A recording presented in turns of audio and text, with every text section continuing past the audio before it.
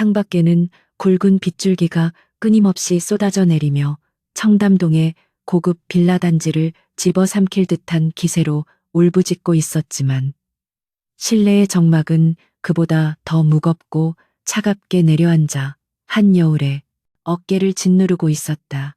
120kg에 육박하는 거구에 몸을 솟아 깊숙이 파묻은 채 한여울은 눈앞에 놓인 서류 뭉치를 바라보며 미동조차 하지 않았는데 그녀의 손에 들려있는 것은 남편 강민혁이 운영하는 거대 기업 JNK 홀딩스의 이면 장부 복사본이었다. 그녀는 지난 10년간 그림자처럼 남편의 뒤를 지키며 탁월한 분석력과 전략으로 회사를 키워냈으나 돌아온 것은 비대한 몸집에 대한 조롱과 철저한 무시뿐이라는 사실을 뼛속 깊이 실감하고 있었다. 벽에 걸린 웨딩 사진 속에 날씬하고 아름다웠던 과거의 자신과 현재의 모습을 번갈아 바라보던 그녀의 눈빛은 절망보다는 서늘한 이성으로 차갑게 가라앉아 있었다.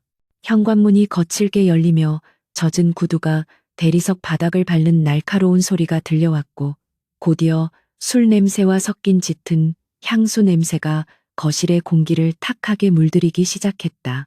강민혁은 넥타이를 거칠게 풀어헤치며 거실로 들어섰고 소파에 앉아있는 여우를 발견하자마자 미간을 찌푸리며 마치 혐오스러운 벌레를 본 듯한 표정을 숨기지 않았다.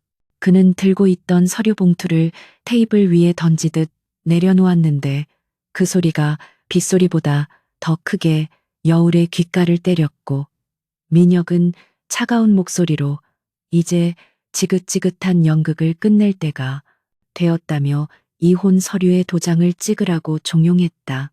그의 말 속에는 지난 세월 동안 여울이 바친 헌신에 대한 일말의 감사나 미안함은 전혀 찾아볼 수 없었으며 오로지 자신의 성공과 새로운 여자 최유나와의 미래를 위해 거추장스러운 장애물을 치워버리겠다는 노골적인 욕망만이 번들거리고 있었다. 여울은 떨리는 손을 진정시키며 민혁이 던진 이혼 합의서를 천천히 집어들었는데 그 내용은 예상했던 것보다 훨씬 더 악랄하고 치밀하게 작성되어 있어 그녀의 헛웃음을 자아냈다.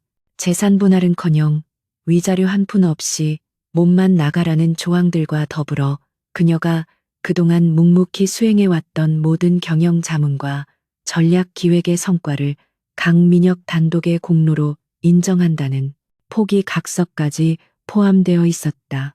여울은 묵직한 몸을 일으켜 세우며 민혁을 똑바로 응시했는데 그녀의 눈빛에서 뿜어져 나오는 기이한 압박감에 민혁은 순간적으로 흠칫 놀라 뒷걸음질 칠 뻔했다. 여울은 낮고 갈라진 목소리로 자신이 만든 회사에서 빈손으로 쫓겨나라는 것이냐고 물었지만 민혁은 코웃음을 치며 네가 한 게 뭐가 있냐며 그저 집에서 밥이나 축내는 돼지가 아니었냐고 모욕적인 언사를 퍼부으며 그녀의 자존감을 짓밟으려 들었다. 하지만 강민혁이 간과하고 있는 결정적인 사실은 한여울이 비록 외모는 변했을지언정 그녀의 명석한 두뇌와 상황을 꿰뚫어 보는 통찰력은 여전히 날카롭게 살아있다는 점이었다. 여울은 이미 몇 달 전부터 민혁과 최유나의 불륜 사실을 알고 있었을 뿐만 아니라 그들이 회사의 자금을 횡령하여 페이퍼 컴퍼니로 빼돌리고 있다는 증거까지 모두 확보해둔 상태였지만 지금 당장 그것을 터뜨리는 것은 하책 중의 하책이라고 판단했다. 그녀는 끓어오르는 분노를 차가운 심장 밑바닥으로 꾹꾹 눌러 담으며 지금 이 순간 가장 필요한 것은 완벽한 패배를 가장한 전략적 후퇴라는 결론을 내렸다. 민혁이 안심하고 승리에 도취되어 있을 때 가장 높은 곳에서 추락시켜야만 그 고통이 배가 될 것이라는 계산이 그녀의 머릿속에서 빠르게 돌아가고 있었기 때문이었다. 민혁은 여울이 아무런 대꾸 없이 침묵을 지키자 그녀가 충격에 빠져 말을 잃었다고 착각하며 승리의 미소를 지으며 펜을 그녀의 앞으로 밀어주었다. 그는 최유나가 기다리고 있다며 빨리 서명하고 이 집에서 나가주면 짐은 나중에 사람을 시켜 보내주겠다고 자비로운 척 가식적인 제안을 덧붙였다. 여울은 펜을 집어들기 전 잠시 멈칫하며 거실 한편에 노인 자신이 직접 디자인하고 배치했던 가구들과 장식품들을 둘러보았는데 그것들은 모두 그녀의 손길이 닿아 있는 소중한 추억의 파편들이었으나 이제는 아무런 의미도 없는 쓰레기처럼 느껴졌다. 그녀는 더 이상 미련을 가질 필요가 없다는 듯 단호한 손놀림으로 합의서의 서명란에 자신의 이름을 정자체로 써내려갔고 종이 위를 달리는 펜촉의 소리는 마치 칼날이 살을 베는 소리처럼 섬뜩하게 울려 퍼졌다.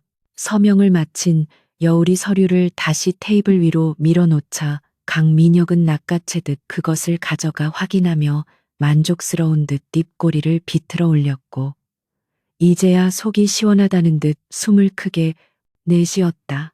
여울은 자리에서 일어나 침실로 들어가지 않고 현관 옆에 미리 챙겨두었던 작은 여행 가방 하나만을 집어들었는데 그것은 그녀가 이 순간을 예감하고 며칠 전부터 준비해둔 최소한의 생존 도구들이 담긴 가방이었다.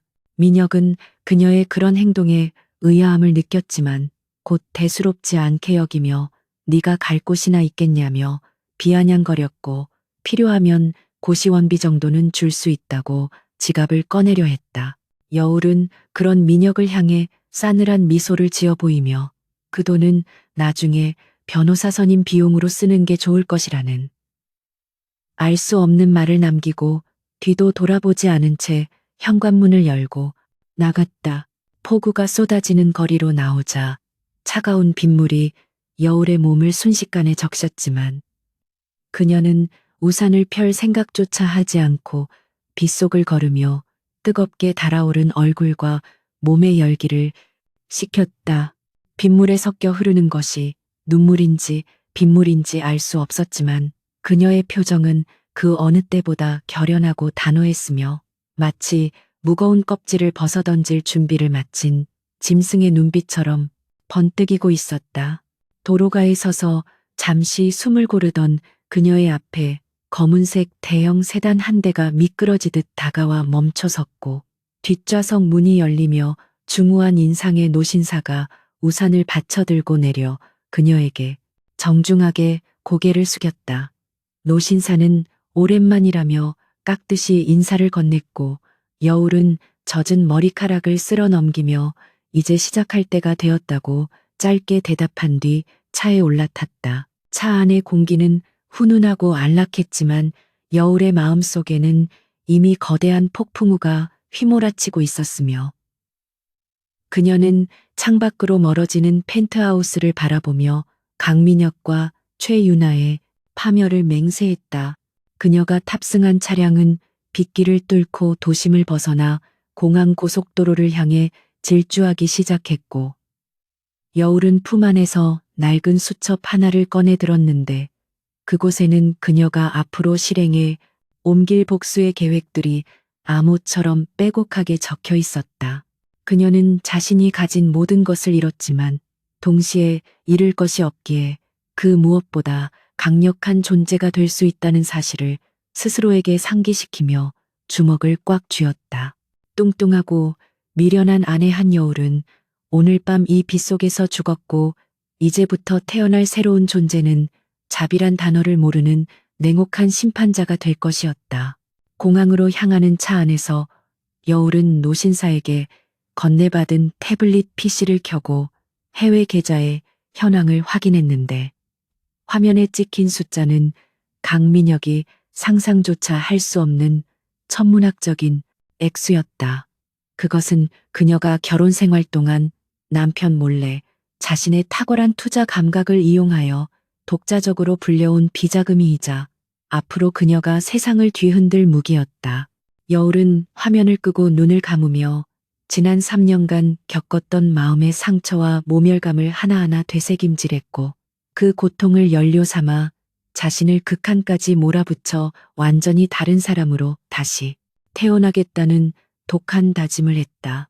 그녀는 더 이상 누군가의 아내도 누군가의 그림자도 아닌 오직 자신만의 이름으로 세상을 호령할 준비를 마쳤으며 그 시작은 자신의 육체부터 완벽하게 개조하는 것이 될 것이라고 결심했다. 강민혁은 여울이 떠난 텅 빈 거실에서 승리감에 도취되어 최윤아에게 전화를 걸어 모든 것이 계획대로 끝났다고 알리며 샴페인을 터뜨릴 준비를 하고 있었지만 그는 자신이 방금 놓아준 여자가 얼마나 무서운 존재인지 꿈에도 상상하지 못하고 있었다. 그는 여울이 남기고 간 마지막 말이 단순한 허세가 아니라 다가올 재앙의 예고편이었다는 사실을 깨닫지 못한 채 여울이 앉았던 소파에 묻어있는 물기를 보며 인상을 찌푸리고 가정부에게 소파를 당장 내다 버리라고 소리쳤다.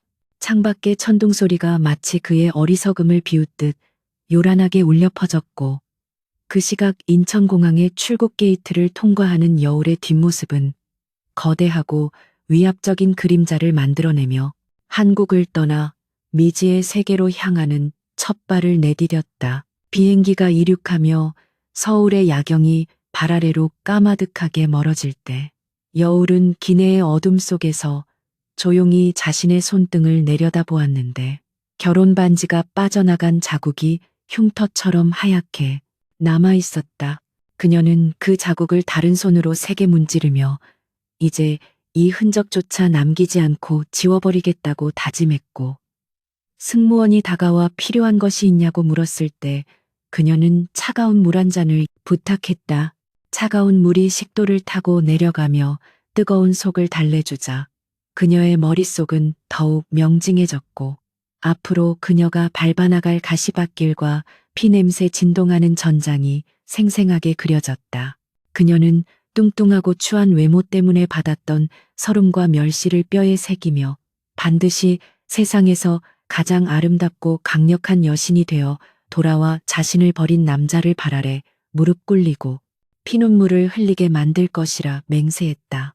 몇 시간 뒤 비행기는 태평양 상공을 가로지르고 있었고 여울은 잠들지 못한 채 창밖에 끝없는 어둠을 응시하며 과거의 자신과 작별하는 의식을 치르고 있었다.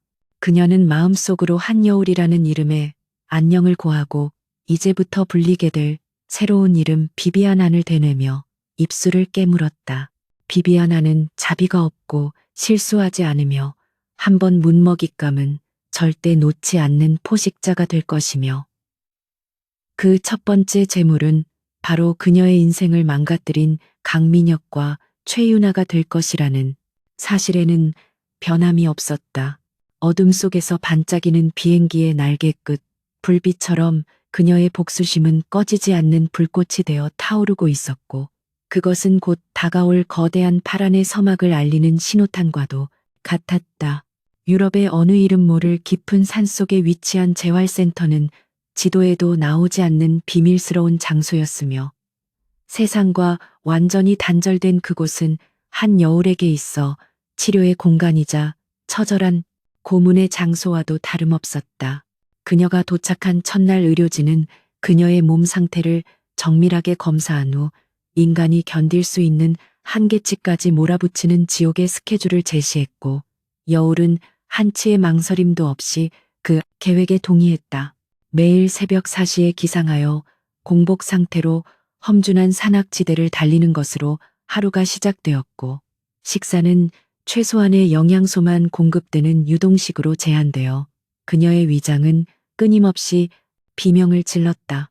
120kg이 넘는 육중한 몸을 이끌고 가파른 언덕을 오를 때마다 심장은 터질 듯이 요동쳤고 폐는 찢어지는 듯한 고통을 호소했지만 그녀는 멈추지 않고 이를 악물며 발을 내디뎠다. 지방 흡입 수술과 전신 리프팅 시술은 다이어트와 병행되어 진행되었는데 그것은 단순한 미용 목적이 아니라 늘어진 피부를 잘라내고 뒤틀린 골격을 바로잡는 대수술의 연속이었다. 마취에서 깨어날 때마다 온몸을 난도질당한 듯한 극심한 통증이 밀려왔지만 여울은 진통제 투여를 거부하며 그 고통을 생생하게 느끼기를 자처했는데 이는 육체적 고통으로 정신적 나약함을 짓누르기 위함이었다. 수술 부위의 실밥이 채 아물기도 전에 그녀는 다시 재활 훈련장에 나타나 피가 배어 나오는 붕대를 감은 채 근력 운동에 매진했고 그 모습을 지켜보던 냉철한 트레이너들조차 그녀의 도끼에 혀를 내두를 정도였다. 거울 속에 비친 자신의 모습이 흉물스러운 괴물에서 점차 사람의 형상을 갖춰가는 과정은 더디고 고통스러웠지만 그녀의 눈빛만은 날이 갈수록 더욱 형형하게 빛나고 있었다. 한편 서울의 JNK 홀딩스 본사에서는 강민혁이 짜증 섞인 목소리로 임원들을 질책하며 서류를 집어 던지고 있었는데 이는 여울이 떠난 후 회사의 업무 처리가 예전처럼 매끄럽지 않기 때문이었다. 과거에는 여울이 밤새워 검토하고 수정하여 완벽하게 정리된 보고서만을 결제했던 민혁은 이제 날 것 그대로의 불완전한 보고서들을 마주하며 사소한 실수들을 잡아내느라 골머리를 앓고 있었다. 그는 자신의 능력이 부족하다는 생각은 꿈에도 하지 못한 채 무능한 직원들이 일 처리를 제대로 하지 못한다고 생각하며 애꿎은 비서실장과 팀장들을 쥐잡듯이 잡으며 화풀이를 해댔다. 회사의 주가가 미세하게 하락 곡선을 그리고 있었지만 민혁은 그것을 일시적인 현상으로 치부하며 여울이 구축해놓은 견고한 시스템이 영원할 것이라고 착각하고 있었다. 최윤아는 강민혁의 옆자리를 꿰차고 앉아 안주인 노릇을 하려 했지만 그녀의 관심사는 오로지 명품 쇼핑과 파티 참석뿐이었기에 회사의 경영 상황에는 아무런 도움이 되지 못했다. 그녀는 민혁이 업무로 스트레스를 받을 때면 엉뚱한 소리를 하거나 눈치 없이 비싼 보석을 사달라고 조르며 그의 신경을 긁어놓기 일쑤였지만 민혁은 그녀의 젊고 아름다운 외모에 취해 그 불합리함을 애써 무시했다. 유나는 여울이 쓰던 집안의 모든 물건을 최고급 수입 가구로 교체하고 드레스룸을 신상 명품들로 가득 채우며 사치를 부렸는데 그 비용은 모두 회사의 법인 카드에서 빠져나가고 있었다. 민혁은 통장 잔고가 줄어드는 것을 보며 잠시 찜찜함을 느꼈지만 곧 진행될 대규모 리조트 사업만 성공하면 모든 것이 해결될 것이라고 스스로를 위로했다. 다시 유럽의 비밀 훈련장으로 돌아와서 여울은 육체적 개조뿐만 아니라 지적 능력의 향상과 전투기술 습득에도 광적인 집착을 보이며 하루 24시간을 분단위로 쪼개어 쓰고 있었다. 그녀는 런던 정경대 출신의 경제학 교수와 1대1로 화상 강의를 진행하며 글로벌 금융시장의 흐름과 파생 상품의 구조를 완벽하게 파악했고 다국어 습득을 위해 잠꼬대조차 외국어로 할 정도로 몰입했다. 또한 전직 특수부대 교관으로부터 호신술과 크라브마가 등 실전 무술을 전수받았는데 처음에는 샌드백처럼 맞기만 하던 그녀가 어느새 교관의 급소를 가격하고 바닥에 꽂아버릴 정도로 무섭게 성장해 있었다. 땀과 피로 얼룩진 도복을 입고 숨을 몰아쉬는 그녀의 전신에서는 더 이상 과거의 뚱뚱하고 유약한 가정주부의 모습은 찾아볼 수 없었고 오직 살기 등등한 전사의 아우라만이 감돌았다. 1년이 지나고 2년이 지나면서 여울의 변신은 가속도가 붙기 시작했는데 그녀는 자신이 관리하는 비밀 계좌에 자금을 이용하여 헬리오스라는 이름의 유령 투자 회사를 설립하고 공격적인 투자를 감행했다. 그녀는 강민혁이 놓친 알짜배기 중소기업들을 헐값에 사들이고 경쟁사들의 지분을 은밀하게 매집하며 대한민국 재계의 판도를 뒤흔들 거대한 태풍의 눈을 만들어가고 있었다. 그녀의 투자 감각은 신들린 듯 정확하여 손을 대는 종목마다 엄청난 수익률을 기록했고 헬리오스는 단기간에 국제 금융시장에서 주목받는 신흥 세력으로 급부상했다. 하지만 그 누구도 헬리오스의 실질적인 오너가 과거 강민혁에게 버림받은 뚱뚱한 아내 한여울이라는 사실을 짐작조차 하지 못했으며 그녀는 철저하게 베일에 쌓인 채 마쿠에서 모든 것을 조종했다. 강민혁은 야심차게 추진하던 동남아 리조트 건설 프로젝트가 현지 주민들의 반발과 환경 규제 문제로 난항을 겪자 자금난에 시달리게 되었고 급기야 제2금융권의 손을 벌리는 지경에 이르렀다. 그는 과거 여울이 항상 꼼꼼하게 챙겨주던 리스크 관리 리포트의 부재를 절실하게 느꼈지만 자존심 때문에 그녀를 다시 찾거나 그리워하는 티를 내지 않으려 애썼다. 대신 그는 최윤아의 친척이 소개한 정체불명의 브로커에게 거액의 로비 자금을 건네며 불법적인 방법으로 문제를 해결하려 했지만 이는 썩은 동아줄을 잡는 것과 다름없는 위험한 도박이었다. 회사의 부채 비율은 눈덩이처럼 불어나고 있었고 사내에서는 경영 위기에 대한 소문이 흉흉하게 돌았지만 민혁은 귀를 막고 눈을 감은 채 폭주하는 기관차처럼 파멸을 향해 질주하고 있었다. 3년이라는 약속된 시간이 거의 다 되었을 때 여울은 마지막 성형 수술과 피부 재생 치료를 마치고 드디어 붕대를 푸는 날을 맞이했는데 거울 앞에 선 그녀는 자신의 모습을 보고 숨을 멈출 수밖에 없었다. 거울 속에는 120kg의 거구는 온데간데 없고 완벽한 비율의 몸매와 조각 같은 이목구비를 가진 절세미녀가 차가운 눈빛으로 그녀를 마주보고 있었기 때문이었다. 날렵한 턱선과 오뚝한 콧날, 그리고 깊고 그윽한 눈매는 과거의 흔적을 찾아볼 수 없을 만큼 완벽하게 재창조되어 있었으며 탄력 넘치는 피부와 근육질의 몸매는 건강한 관능미를 발산하고 있었다. 그녀는 떨리는 손으로 자신의 얼굴을 어루만지며 낯선 감각에 전율했고 이 아름다운 외형이 자신의 영혼을 갉아먹은 대가로 얻어진 갑옷이자 무기임을 상기했다.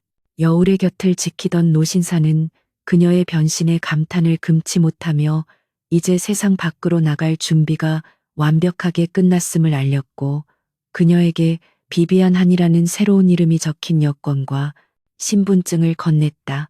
비비안 한은 미국 명문대 출신의 인수합병 전문가이자 헬리오스 그룹의 아시아 지부장이라는 화려한 이력을 가진 인물로 세탁되어 있었으며 그 누구도 그녀의 과거를 의심할 수 없을 만큼 치밀하게 설계된 신분이었다.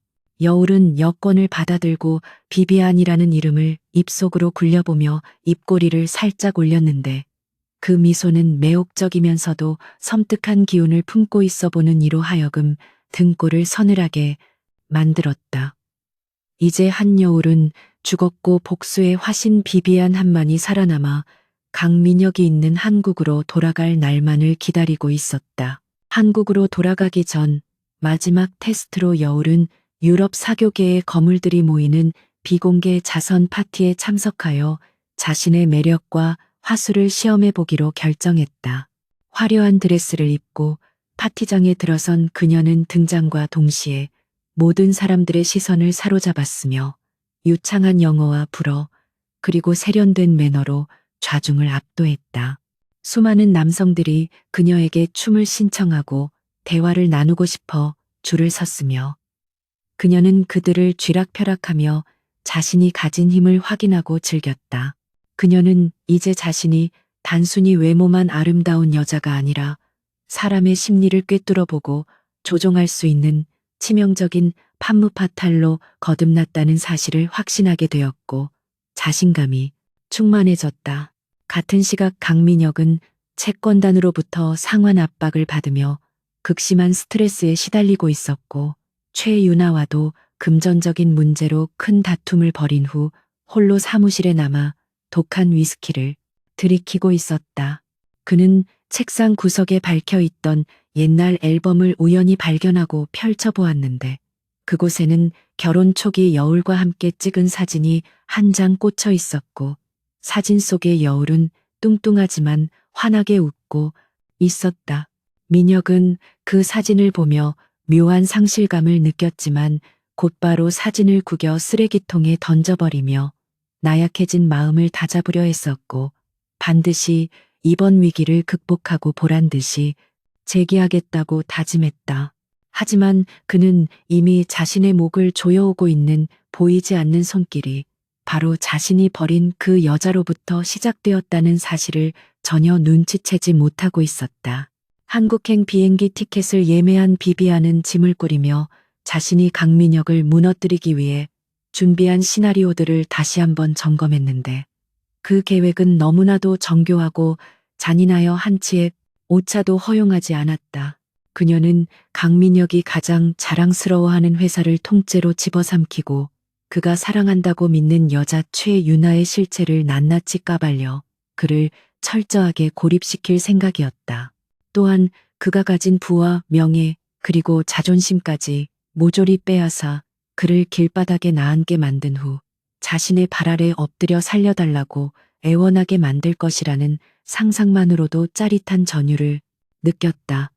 그녀는 가방 깊숙한 곳에 숨겨두었던 날카로운 단검을 꺼내어 불빛에 비추어 보며 차갑게 식은 심장에 뜨거운 복수의 불길을 지폈다. 드디어 결전의 날이 밝았고 비비안은 인천공항에 도착하여 입국장 문이 열리기를 기다리며 선글라스 너머로 수많은 취재진과 인파를 바라보았다. 그녀의 귀국 소식은 아직 알려지지 않았지만 그녀는 헬리오스의 아시아 진출이라는 명목으로 언론의 주목을 받게 될 것이며 그 화려한 스포트라이트 속에서 강민혁과의 재회를 준비할 것이었다. 자동문이 열리고 그녀가 발을 내딛는 순간 공항 로비에 있던 사람들은 마치 마법에 걸린 듯 그녀의 압도적인 존재감에 시선을 떼지 못했고 카메라 플래시가 쉴 새 없이 터지기 시작했다. 비비안은 당당하고 우아한 발걸음으로 인파를 헤치고 걸어 나오며 마음속으로 강민혁에게 서늘한 선전포고를 날렸다. 기다려 강민혁, 네가 만든 지옥보다 더 끔찍한 천국을 맛보게 해줄 테니까. 서울의 밤하늘을 화려하게 수놓는 불빛 아래 대한민국 상류층 사교계의 정점이라 불리는 로열 그랜드 호텔의 대연 회장은 긴장감과 욕망이 뒤엉킨 숨막히는 공기로 가득 차 있었다. 오늘은 국내 최대 규모의 스마트시티 조성 사업권을 두고 굴지의 대기업들이 격돌하는 입찰 전야제 파티가 열리는 날이었기에 정재계의 거물들이 빠짐없이 참석하여 서로의 안색을 살피며 탐색전을 벌이고 있었다.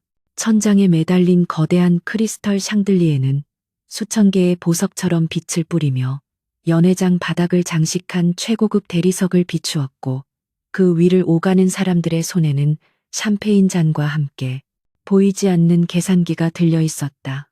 강민혁은 완벽하게 재단된 이탈리아산 슈트를 입고 여유로운 미소를 짓고 있었지만 그의 손바닥은 식은땀으로 축축하게 젖어 있었는데 이번 입찰에 실패하면 J&K 홀딩스는 돌이킬 수 없는 부도의 늪에 빠지게 될 것이 자명했기 때문이었다. 강민혁의 옆에는 화려한 드레스를 입은 최유나가 팔짱을 끼고 서 있었지만 그녀의 표정은 지루함으로 가득 차 있었고 주변 사람들의 시선을 즐기기보다는 자신의 명품 가방을 과시하는 데에만 열중하고 있었다.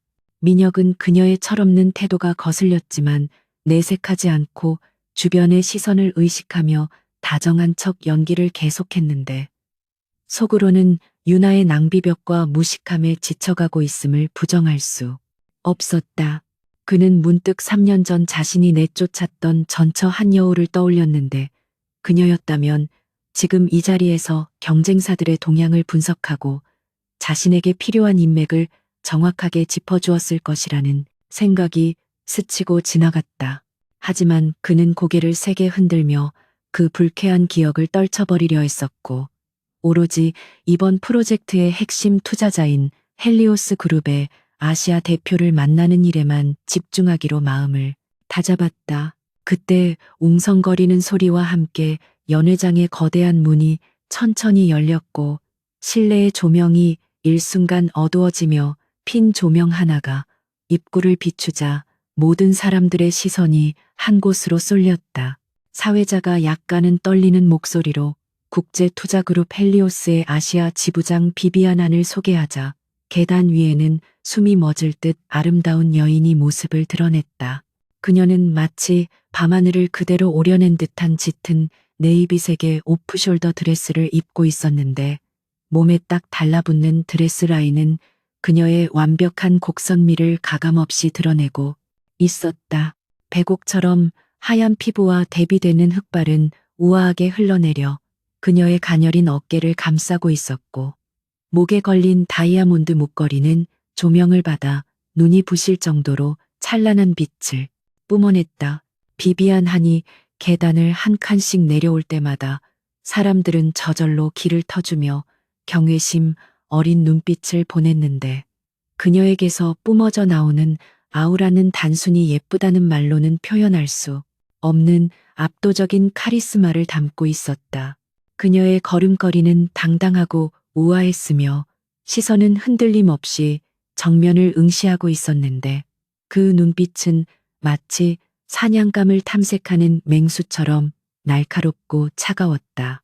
강민혁은 넋을 잃고 그녀를 바라보며 심장이 거세게 뛰는 것을 느꼈는데 그것은 단순한 아름다움에 대한 감탄을 넘어선 본능적인 이끌림과 알 수 없는 두려움이 섞인 기묘한 감정이었다.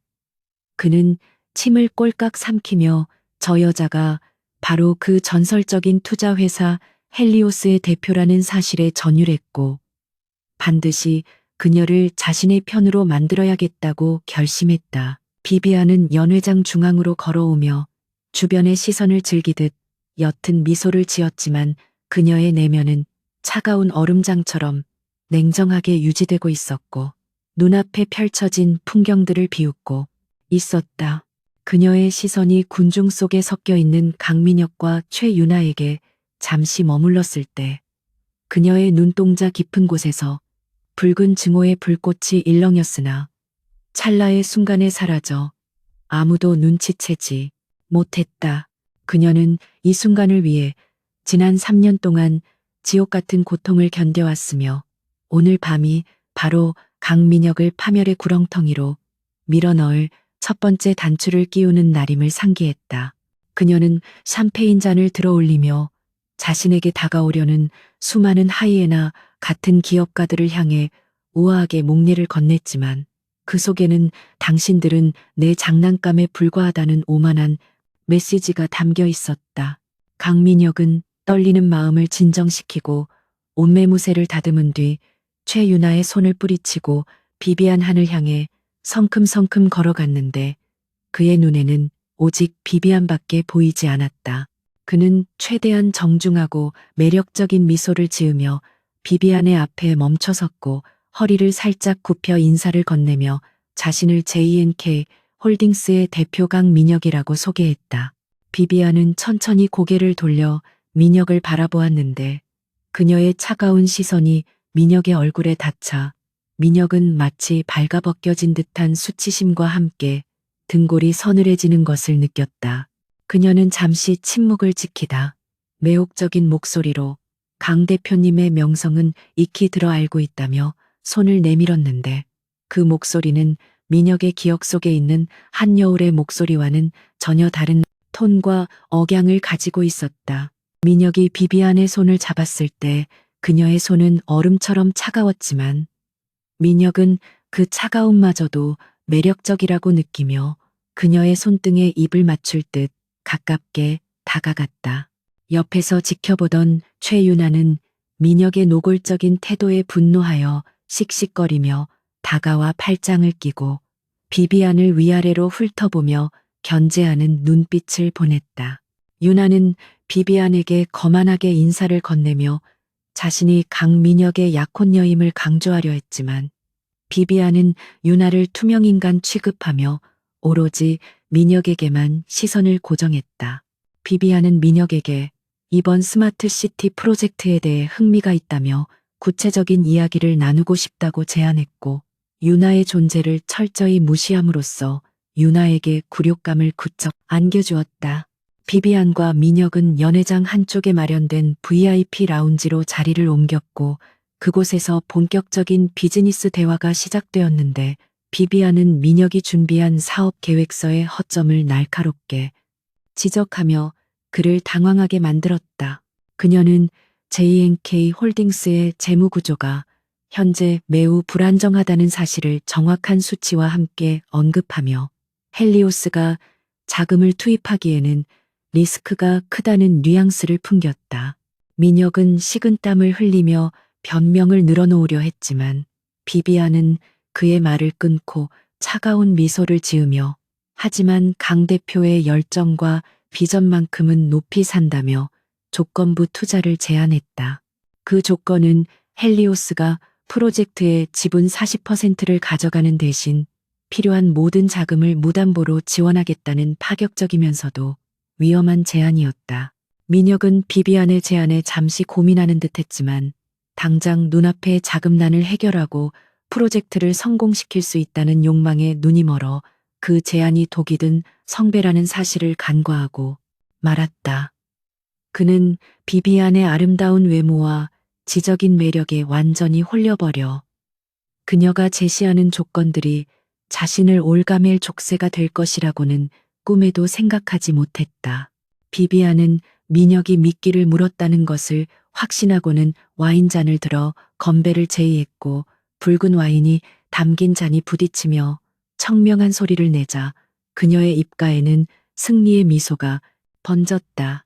그녀는 속으로 강민혁을 비웃으며 이제 너는 내 손바닥 안에서 춤추는 꼭두각시가 될 것이라고 중얼거렸다. 대화가 무르익을 무렵 비비안은 의도적으로 민혁에게 과거의 결혼 생활에 대해 가볍게 질문을 던졌는데 민혁은 잠시 당황하다가 전처와는 성격 차이로 헤어졌다고 거짓말을 했다. 그는 전처가 매우 게으르고 자기 관리를 하지 못하는 여자였다며 은근히 여우를 깎아내리는 말을 서슴지 않았고 비비안은 그 말을 들으며 테이블 아래로 주먹을 꽉 쥐었다. 그녀는 표정 하나 변하지 않고 그렇군요. 안타까운 일이네요라고 짧게 대꾸했지만 그녀의 심장 속에서는 끓어오르는 분노가 용암처럼 분출하고 있었다. 민혁은 비비안이 자신의 말에 공감해준다고 착각하며 신나서 떠들어댔지만 그것은 자신의 무덤을 파는 짓이나 다름없었다. 파티가 끝나갈 무렵 민혁은 비비안에게 연락처를 물으며 앞으로 자주 만나서 사업 이야기를 나누고 싶다는 의사를 내비쳤고 비비안은 흔쾌히 자신의 명함을 건넸다. 명함에는 헬리오스 그룹의 로고가 금박으로 밝혀 있었고 비비안 한이라는 이름 석자가 선명하게 새겨져 있었다. 민혁은 그 명함을 마치 보물단지라도 되는 양 소중하게 주머니에 넣으며 비비안을 배웅하기 위해 호텔 로비까지 따라 나섰다. 로비에는 이미 비비안을 기다리는 최고급 리무진이 대기하고 있었고 운전기사가 문을 열어주자 비비안은 뒤도 돌아보지 않고 차에 올라탔다. 차창 너머로 손을 흔드는 민혁의 모습을 바라보며 비비안은 차가운 경멸의 시선을 거두지 않았고 옆에 앉아있던 비서가 그녀에게 괜찮으시냐고 조심스럽게 물었다. 비비안은 씁쓸한 미소를 지으며 이제 시작일 뿐이라며 차를 출발시키라고 지시했고 리무진은 어둠 속으로 미끄러지듯 사라졌다. 그녀는 차 안에서 화장을 고치며 거울 속에 비친 자신의 얼굴을 다시 한번 확인했는데 그곳에는 더 이상 과거의 나약한 한 여울은 존재하지 않았다. 그녀는 오늘 밤 강민혁의 탐욕스러운 눈빛을 확인했고 그가 얼마나 쉽게 무너질 수 있는 인간인지 다시금 깨닫게 되었다. 호텔 로비에 남겨진 민혁은 비비안이 떠난 자리를 한참 동안 바라보며 멍하니 서 있었는데 그의 머릿속은 온통 비비안 생각으로 가득 차 있었다. 옆에서 최유나가 팔을 잡아당기며 집에 가자고 보채도 그는 들리지 않는 듯 건성으로 대답하며 비비안의 잔상에서 헤어나오지 못했다. 그는 비비안에게서 묘한 기시감을 느꼈지만 그것이 전처 한 여울에게서 느꼈던 편안함과는 전혀 다른 종류의 것이라 치부하며 자신의 직감을 무시해버렸다. 그는 자신이 새로운 사랑에 빠졌다고 착각했지만 사실은 죽음의 신과 키스를 나눈 것과 다름없다는 사실을 알지 못했다. 다음 날 아침 비비안은 헬리오스 한국 지사의 집무실에 앉아 강민혁이 보낸 꽃다발과 선물을 내려다보며 차가운 조소를 날렸다. 꽃다발 속에는 저녁 식사에 초대한다는 카드가 꽂혀 있었고 비비안은 그 카드를 손가락으로 튕기며 쓰레기통에 처박아 버렸다. 그녀는 비서에게 전화를 걸어 JNK 홀딩스에 대한 대출 상환 압박을 시작하라고 지시했고 동시에 언론사의 익명으로 강민혁의 횡령 의혹에 대한 제보를 흘리라고 명령했다.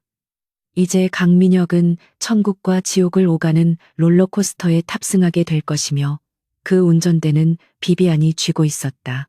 한편 강민혁은 회사로 출근하여 비비안과의 계약이 성사될 것이라는 기대감에 부풀어 임원들에게 헬리오스와의 협력 사실을 공표하며 주가를 띄우려 했다. 그는 비비안이 자신에게 호감이 있다고 확신하며 그녀를 이용해 자신의 입지를 굳히고 최윤아와의 관계도 정리할 생각을 하고 있었다. 하지만 그의 책상 위에는 이미 국세청에서 보낸 세무조사 예고 통지서가 도착해 있었고 거래은행들로부터 대출 만기 연장 불가 통보가 빗발치고 있었다. 그는 이 모든 것이 우연의 일치라고 생각하며 당황했지만 이는 비비안이 쳐놓은 거미줄에 걸려들었음을 알리는 신호탄에 불과했다. 저녁이 되자 비비안은 강민혁의 초대에 응하지 않고 대신 그가 즐겨 찾는 고급 바에 먼저 도착하여 그를 기다리는 척하며 다른 남성 사업가들과 담소를 나누고 있었다. 뒤늦게 도착한 민혁은 비비안이 다른 남자들과 웃으며 이야기하는 모습을 보고 질투심에 불타올랐고 무례하게 끼어들어 그녀의 팔을 잡아 끌었다. 비비안은 놀란 척하며 그를 바라보았지만 눈빛만은 차갑게 빛나고 있었고 민혁에게 공적인 장소에서 예의를 지키라고 싸늘하게 일갈했다. 민혁은 그녀의 기세에 눌려 꼬리를 내렸지만 그의 집착은 더욱 강해졌고 비비안은 그런 그를 보며 속으로 쾌재를 불렀다. 이 모든 상황은 비비안의 완벽한 시나리오대로 흘러가고 있었고 그녀는 강민혁을 감정적으로 흔들어 이성적인 판단을 마비시키는 데 성공했다. 그녀는 민혁에게 귓속말로 오늘 밤은 피곤하니 다음에 조용한 곳에서 만나자고 여지를 남기며 자리를 떴고 민혁은 그녀의 뒷모습을 보며 애타는 마음을 감추지 못했다. 비비안은 발을 나서며 밤하늘을 올려다보았고 구름 사이로 비치는 달빛이 그녀의 창백한 얼굴을 비추자 그녀의 입가에는 잔혹하리만큼 아름다운 미소가 피어올랐다. 이제 사냥은 중반부로 접어들었고 사냥감은 스스로 덫을 향해 걸어오고 있었다. JNK 홀딩스의 대회의실은 숨막힐 듯한 긴장감으로 가득 차 있었고 창밖으로 보이는 서울의 전경관은 대조적으로 실내의 공기는 얼음장처럼 차갑게 얼어붙어 있었다. 비비안하는 상석에 앉아 날카로운 눈빛으로 강민혁과 그의 임원들을 훑어보았는데 그녀의 손끝은 테이블 위에 놓인 두꺼운 투자 계약서를 가볍게 두드리고 있었다. 그녀는 단순히 자금을 지원하는 투자자가 아니라 회사의 생사 여탈권을 쥔 심판자처럼 군림하고 있었으며 그녀가 내뱉는 말 한마디 한마디는 예리한 칼날이 되어 민혁의 허술한 경영 전략을 난도질하고 있었다. 그녀는 강민혁이 제시한 수익 모델의 비현실성을 조목조목 지적하며 그가 감추고 싶어 했던 부실 계열사들의 재무 상태까지 낱낱이 까발렸는데 이는 내부 사정을 속속들이 알지 못하고서는 불가능한 수준의 정보력이었다.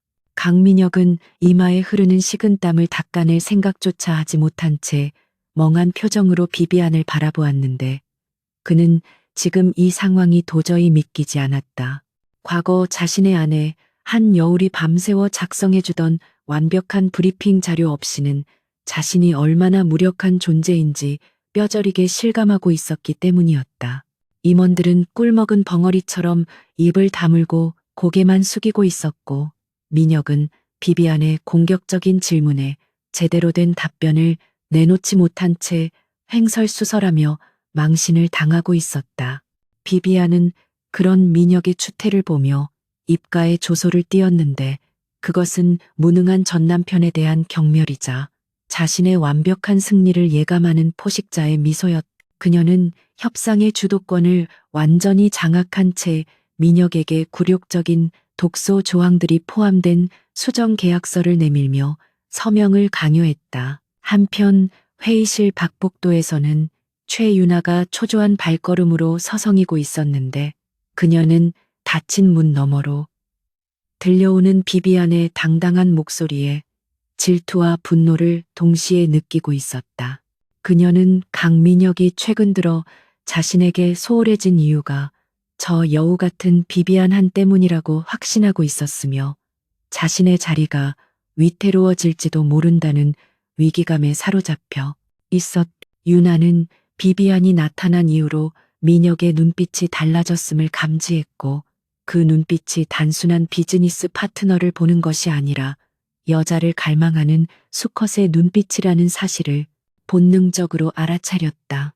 그녀는 손톱을 잘근잘근 씹으며 이대로 당하고만 있을 수는 없다고 생각했고 비비안을 확실하게 밟아버릴 저급하고 위험한 계획을 실행에 옮기기로 결심했다. 유나는 비상구 계단으로 자리를 옮겨 떨리는 손으로 어둠의 세계에 발을 담그고 있는 심부름 센터 업자에게 전화를 걸었다.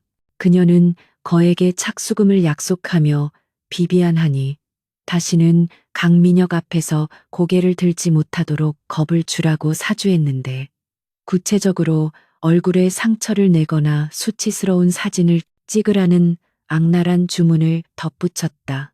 그녀는 자신의 행동이 범죄라는 사실을 망각한 채 오로지 질투심에 눈이 멀어 비비안을 파멸시키고 싶다는 일념 하나로 폭주하고 있었다. 전화를 끄는 유나는 비릿한 미소를 지으며 이제 곧 그 잘난 얼굴이 피범벅이 될 것이라고 중얼거렸고 다시 우아한 척 가면을 쓰고 자신의 사무실로 돌아갔다. 그날 밤 늦게까지 이어진 마라톤 협상을 마치고 비비안은 지친 기색 없이 당당한 걸음으로 지하 주차장으로 향했는데 주차장은 인적 없이 고요했고 형광등 불빛만이 윙윙거리는 소리를 내며 깜박이고 있었다. 그녀가 자신의 스포츠카 앞에 다다랐을 때 기둥 뒤와 승합차 사이에서 검은 마스크를 쓴 건장한 남성 4명이 쇠파이프와 야구 방망이를 들고 나타나 그녀를 포위했다. 그들은 최윤아가 고용한 깡패들이었고 비릿한 웃음을 흘리며 예쁜 얼굴 다치기 싫으면 얌전히 있으라며 위협적으로 다가왔다. 보통의 여자라면 비명을 지르며 주저앉았겠지만 비비안은 핸드백을 천천히 바닥에 내려놓으며 오히려 하이힐을 벗어던지고 맨발로 바닥을 디디며 전투 태세를 갖추었다. 그 시각 강민혁은 비비안에게 사적인 저녁 식사를 제안하려고 뒤따라 내려왔다가 기둥 뒤에 숨어 이 광경을 목격하고 공포에 질려 입을 틀어막았다. 그는 신고를 해야 한다고 생각했지만 다리가 후들거려 움직일 수 없었고 그저 비비안이 끔찍한 일을 당할 것이라는 생각에 눈을 질끈 감으려 했다. 하지만 다음 순간 둔탁한 타격음과 함께 들려온 것은 비비안의 비명이 아니라 깡패들의 고통 섞인 신음소리였다. 놀란 민혁이 다시 눈을 떴을 때 그는 믿을 수 없는 광경을 목격하게 되었는데 비비안이 마치 춤을 추듯 날렵한 동작으로 거구의 남성들을 하나씩 제압하고 있었기 때문이었다. 그녀의 움직임은 군더더기 없이 간결하고 치명적이었으며 3년간의 혹독한 훈련으로 다져진 살인병기의 모습 그 자체였다. 비비안은 달려드는 남자의 팔을 꺾어 뼈가 부러지는 소리가 나게 만듦과 동시에 명치를 가격하여 쓰러뜨렸고 뒤에서 공격해오는 다른 남자의 턱을 돌려차기로 정확하게 강타했다. 그녀의 눈빛은 살기로 번뜩였고 흐트러진 머리카락 사이로 드러난 표정은 공포가 아닌 희열을 느끼는 듯 보였다. 깡패들은 예상치 못한 반격에 당황하여 우왕좌왕하다가 비비안의 무자비한 공격에 하나둘씩 바닥에 나뒹굴며 고통을 호소했다.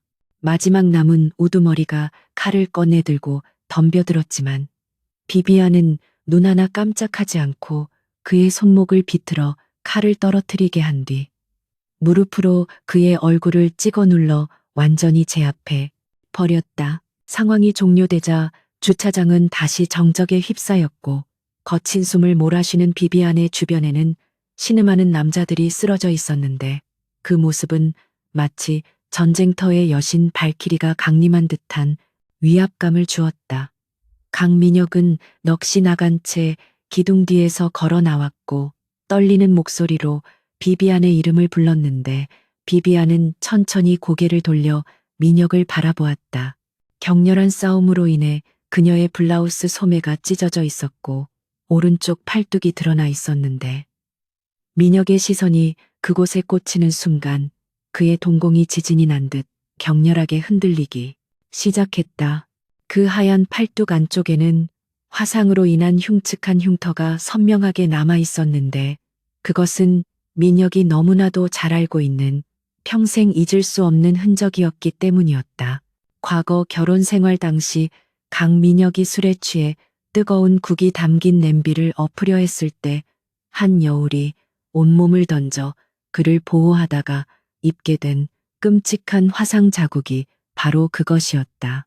당시 여울은 민혁이 다치지 않은 것을 다행으로 여기며 고통을 참아냈고 민혁은 미안함보다는 귀찮음이 앞서 제대로 된 치료조차 해주지 않았던 기억이 주마등처럼 스쳐 지나갔다. 민혁은 비틀거리며 비비안에게 다가가 그 흉터를 가리키며 떨리는 입술로 믿을 수 없다는 듯 말을 더듬었다. 그 흉터, 당신 설마 한여울? 민혁의 목소리는 갈라져 나왔고 그의 머릿속에서는 퍼즐 조각들이 하나로 맞춰지며 비비안 하니 바로 자신이 버린 아내라는 충격적인 진실이 폭발하듯 터져 나왔다. 비비안은 당황하거나 숨기려 하지 않고 찢어진 소매를 대수롭지 않게 정리하며 차가운 눈빛으로 민혁을 정면으로 응시했는데 그 눈빛에는 더 이상 연기도 가식도 없었다. 그녀는 민혁의 경악에 찬 얼굴을 보며 입꼬리를 비틀어 올렸는데 그 서늘한 미소는 민혁의 심장을 얼어붙게 만들기에 충분했다. 이제야 알아보는군. 강민혁, 당신의 그 알량한 눈썰미는 여전히 형편없어. 비비안의 목소리는 낮게 깔려 있었지만 그 울림은 천둥보다 크게 민혁의 귓가를 때렸고 그는 다리에 힘이 풀려 바닥에 주저앉을 뻔했다.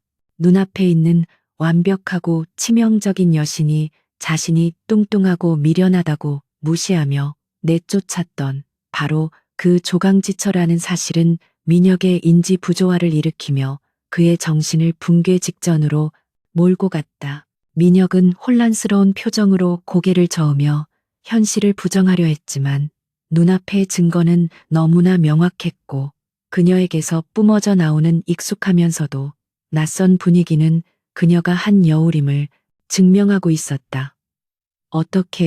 어떻게 이렇게 변할 수가 있어? 죽었다고 생각했는데 민혁이 중얼거리자 비비안은 한 걸음 다가와 그를 내려다보며 싸늘하게 대답했다. 죽었지.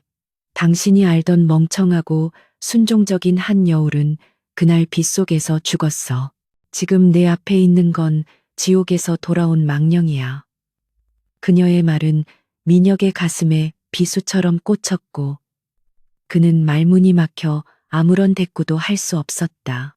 그때 멀리서 경찰차의 사이렌 소리가 들려오기 시작했고 비비안은 쓰러진 깡패들을 한번 쳐다본 뒤 바닥에 떨어진 핸드백을 챙겨 들었다. 그녀는 민혁에게 마지막 경고를 남기듯 귓가에 속삭였다. 기대해, 강민혁. 이건 시작에 불과해. 내가 겪은 고통의 1000분의 1도 아직 돌려주지 않았으니까. 비비안은 멍하니 서 있는 민혁을 남겨두고 도착한 경찰차를 향해 걸어갔고 경찰들에게 상황을 설명하며 피해자로서의 완벽한 연기를 시작했다. 민혁은 멀어지는 그녀의 뒷모습을 바라보며 공포와 후회 그리고 억제할 수 없는 소유욕이 뒤엉킨 감정의 소용돌이 속에 갇혀버렸다. 그날 밤 강민혁은 잠을 이루지 못하고 술병을 비우며 방을 서성였는데 머릿속에서는 비비안의 화려한 모습과 과거 여울의 헌신적인 모습이 끊임없이 교차 편집되며 그를 괴롭혔다. 그는 자신이 복권 당첨 용지를 스스로 찢어 밝힌 멍청이라는 사실을 깨닫고 땅을 치며 후회했지만 이미 엎질러진 물이었다. 한편으로는 그녀가 이렇게 아름답고 능력 있는 여자로 변했다면 다시 자신의 여자로 만들 수 있지 않을까 하는 헛된 망상이 피어오르기 시작했다. 그는 자신의 과오를 반성하기보다는 여전히 자기중심적인 사고방식으로 상황을 합리화하며 그녀를 다시 정복하겠다는 비뚤어진 욕망을 품게 되었다. 다음 날 아침 비비안은 경찰서에서 간단한 조사를 마치고 나오면서 언론의 헬리오스 대표가 괴한의 습격을 받았다는 기사를 터뜨렸고 배후에 경쟁 세력이 있을 수 있다는 의혹을 제기했다. 이 뉴스는 순식간에 퍼져나가 JNK 홀딩스의 주가를 곤두박질치게 만들었고 투자자들의 불안감을 증폭시켰다. 최윤아는 뉴스를 보고 자신의 사주가 들통날까봐 공포에 질려 집안에 틀어박혀 있었고 강민혁은 주주들의 항의 전화에 시달리며 멘탈이 붕괴되고 있었다. 비비안은 호텔 스위트룸에서 여유롭게 커피를 마시며 TV 화면 속 혼란스러운 JNK 홀딩스 앞 풍경을 바라보며 만족스러운 미소를 지었다. 비비안은 휴대폰을 꺼내 누군가에게 전화를 걸었는데 상대방은 어젯밤 깡패들을 고용했던 브로커를 이미 매수해둔 그녀의 수하였다. 그녀는 차분한 목소리로 증거는 확보했겠지. 최윤아의 목소리가 담긴 녹음 파일, 경찰이 아니라 나에게 먼저 가져와 라고 지시했다. 그녀는 단순히 물리적인 복수뿐만 아니라 법적, 사회적으로 그들을 완벽하게 매장시킬 준비를 차근차근 진행하고 있었던 것이다. 이제 그녀의 손에는 최윤아를 감옥으로 보낼 수 있는 결정적인 카드가 쥐어졌고 강민혁을 올가맬 족쇄는 더욱 단단해졌다. 오후가 되자 강민혁은 염치불구하고 비비안의 호텔을 찾아왔는데 그의 얼굴은 초췌했지만 눈빛만은 광기로 번들거리고 있었다. 그는 로비에서 비비안을 기다리다 그녀가 나타나자 무릎을 꿇고 바짓가랑이를 잡으며 애원했다. 여울아, 내가 잘못했어. 제발 한 번만 기회를 줘. 나는 널 한순간도 잊은 적이 없어. 주변 사람들의 시선이 쏠렸지만 그는 아랑곳하지 않고 추태를 부렸다. 비비안은 그런 그를 내려다보며 혐오스러운 표정을 지었고 경호원들을 불러 그를 끌어내라고 손짓했다. 경호원들에게 질질 끌려나가면서도 민혁은 여울아, 사랑해. 우린 다시 시작할 수 있어. 라고 고래고래 소리를 질렀고 비비안은 그 모습을 보며 씁쓸함과 통쾌함을 동시에 느꼈다. 과거 자신을 헌신짝처럼 버렸던 남자가 이제는 자신의 발 아래서 구걸하는 꼴을 보니 인생의 아이러니가 뼈저리게 느껴졌다. 그녀는 옷에 묻은 먼지를 털어내며 돌아섰고 이제 감정 노름은 끝났으며 본격적인 사냥을 마무리할 시간임을 직감했다. 강민혁의 뻔뻔한 고백은 그녀의 복수심에 기름을 부은 격이 되었고 그녀는 그를 철저히 파괴하겠다는 의지를 다시 한번 불태웠다. 강민혁은 호텔 로비에서 쫓겨난 이후 제정신이 아닌 상태로 며칠을 보냈는데 그의 집무실은 술병과 부서진 집기들로 난장판이 되어 있었고 그는 면도조차 하지 않은 초췌한 몰골로 소파에 누워 천장만 바라보고 있었다. 그의 머릿속은 온통 비비안한, 아니 자신의 전처 한여울에 대한 생각으로 가득 차 있었는데 놀랍게도 그 감정은 죄책감이 아니라 뒤틀린 소유욕과 자기 합리화로 변질되어 있었다. 그는 여울이 그토록 아름답게 변신하여 돌아온 이유가 분명 자신에게 아직 미련이 남아서일 것이라고 멋대로 해석하며 그녀의 차가운 태도는 단지 튕기는 것이거나 질투심 유발, 작전일 뿐이라고 굳게 믿고 있었다. 그는 과거의 여울이 자신을 얼마나 헌신적으로 사랑했는지 떠올리며 자신이 진심으로 사과하고 매달리면 그녀는 결국 다시 자신의 품으로 돌아올 수밖에 없을 것이라는 헛된 망상에 빠져 현실을 직시하지 못하고 있었다.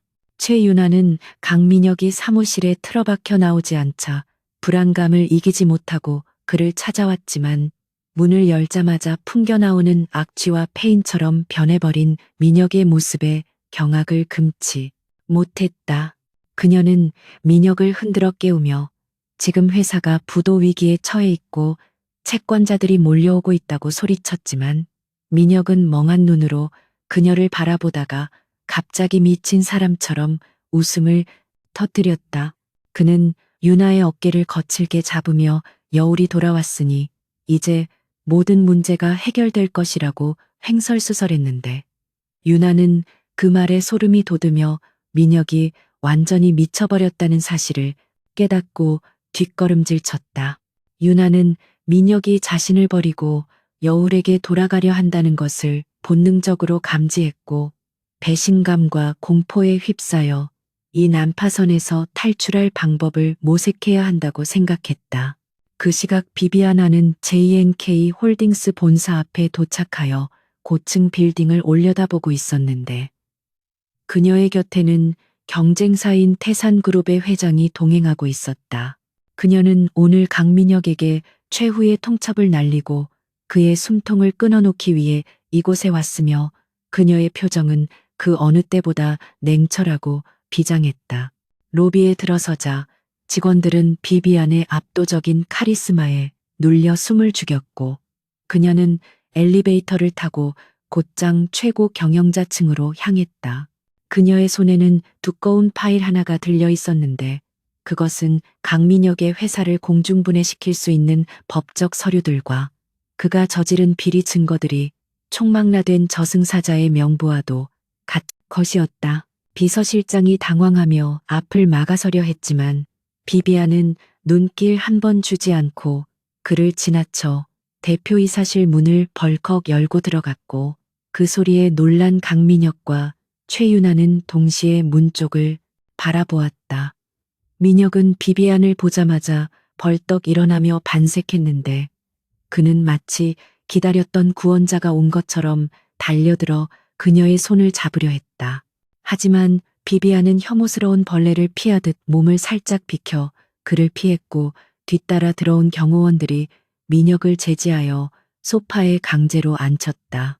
비비안은 민혁의 맞은편 의자에 다리를 꼬고 앉아 차가운 시선으로 그를 내려다보며 이제 헛된 꿈에서 깨어날 시간이라고 건조하게 말했다.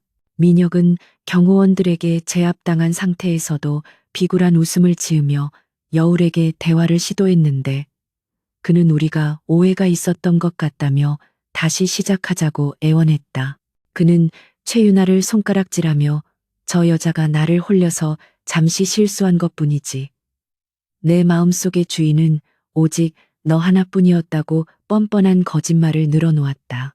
그 말을 들은 최윤아는 기가 막히다는 표정으로 민혁에게 달려들어 그의 뺨을 때리려 했지만 역시 경호원들에게 저지당해 바닥에 내동댕이 쳐졌다.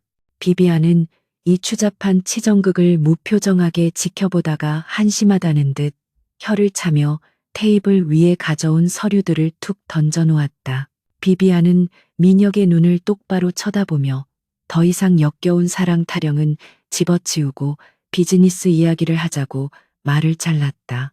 그녀는 헬리오스 그룹이 JNK 홀딩스와 맺은 모든 투자 계약을 파기하고 즉시 자금을 회수할 것임을 통보했다. 또한 그녀는 민혁이 이중장부를 만들어 회사 돈을 빼돌린 증거와 탈세 내역이 담긴 서류를 펼쳐 보이며 이 자료가 검찰과 국세청에 넘어가는 순간 당신은 횡령과 배임 혐의로 긴 감옥살이를 하게 될 것이라고 경고했다. 민혁은 자신의 비밀이 낱낱이 파헤쳐진 서류를 보며 사색이 되었고 그제야 상황의 심각성을 깨닫고 공포에 질려 입술을 떨었다. 하지만 비비안의 복수는 여기서 끝이 아니었는데 그녀는 잠시 밖을 향해 신호를 보냈고 곧이어 태산그룹의 회장이 위풍당당하게 사무실로 들어왔다. 태산그룹은 JNK 홀딩스의 오랜 라이벌이자 강민혁이 가장 증오하는 경쟁 상대였기에 민혁은 눈을 의심하며 경악했다. 비비안은 태산그룹 회장과 악수를 나누며 헬리오스가 회수한 모든 자금을 태산그룹의 신규 프로젝트에 재투자하기로 결정했다고 발표했다.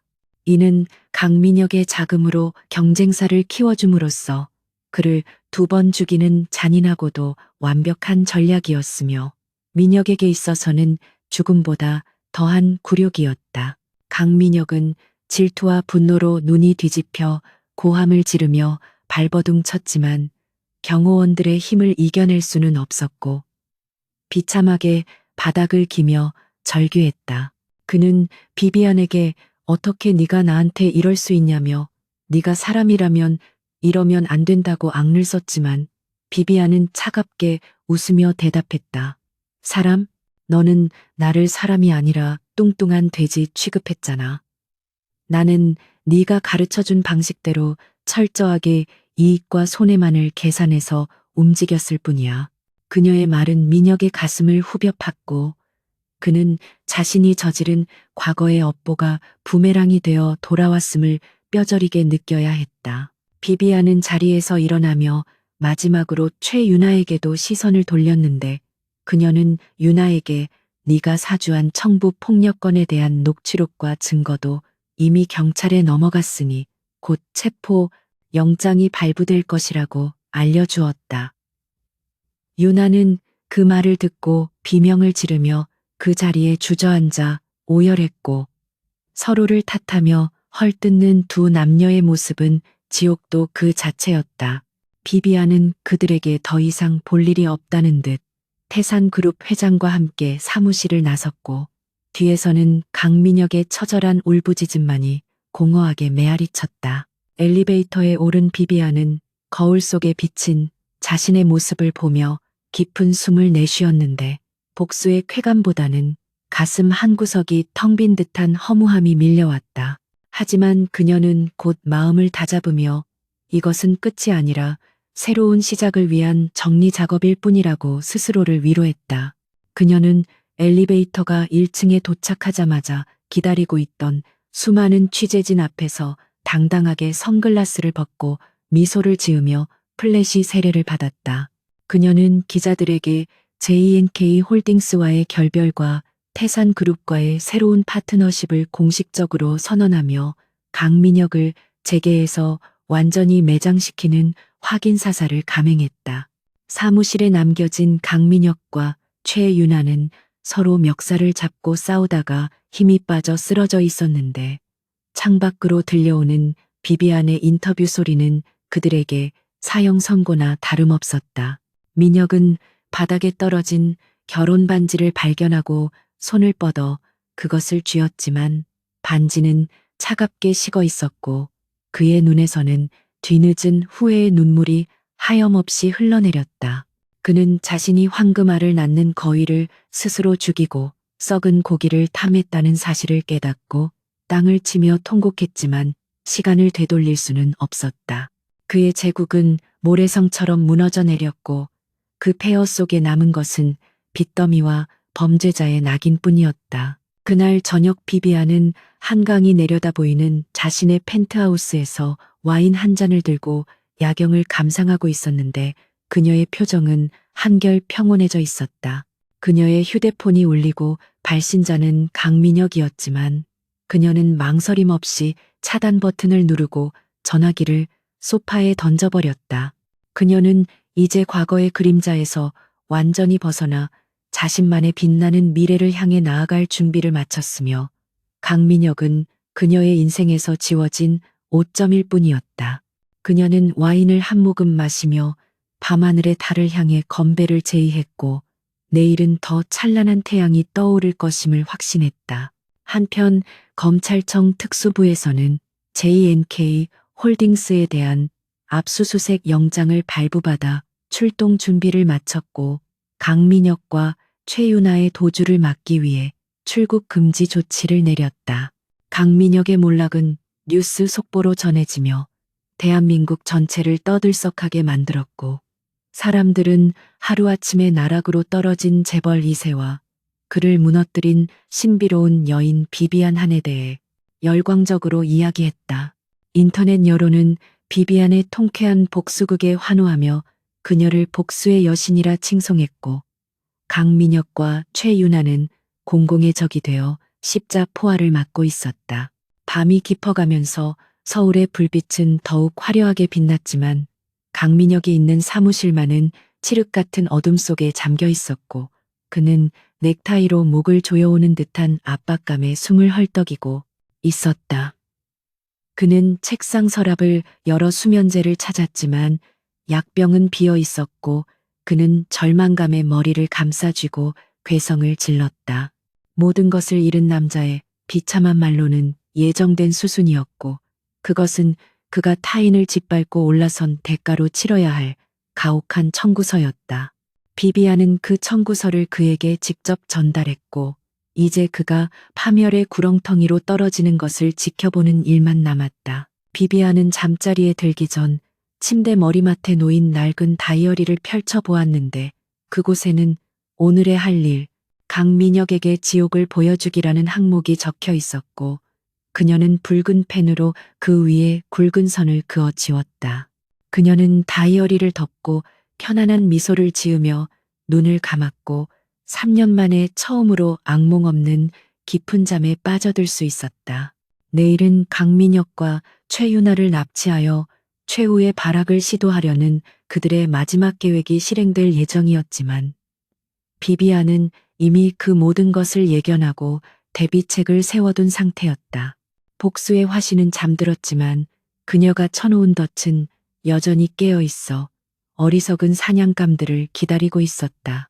강민혁과 최윤아는 검찰의 수사망이 좁혀오고 출국 금지 명령까지 떨어지자 더 이상 갈 곳 없는 쥐새끼 꼴이 되어 서울 변두리의 허름한 모텔방에 숨어들 수밖에 없었다. 한때 대한민국 상위 1%의 삶을 누리던 그들이었지만 지금은 카드 정지로 인해 편의점 도시락조차 마음 놓고 사 먹을 수 없는 처량한 신세로 전락해 있었고, 좁은 방 안에는 곰팡이 냄새와 두 사람의 절망 섞인 한숨만이 가득 차 있었다. 민혁은 헝클어진 머리를 쥐어뜯으며 바닥을 서성였고, 유나는 구석에 웅크리고 앉아 끊임없이 흐느끼며 민혁을 원망하는 말을 쏟아냈지만 민혁의 귀에는 아무것도 들리지 않았다. 그의 머릿속에는 오로지 자신을 파멸로 몰아넣은 비비안 한에 대한 증오와 어떻게든 상황을 뒤집어 보겠다는 비이성적인 집착만이 빙글빙글 돌고 있었는데, 그것은 이미 정상적인 사고의 범주를 벗어난 광기에 가까웠다. 민혁은 핏발선 눈으로 유나를 노려보며 마지막으로 한탕 크게 버려 해외로 도주할 자금을 마련해야 한다고 소리쳤는데, 그의 계획은 다름 아닌 비비안 한을 납치하여 몸값을 요구하는 것이었다.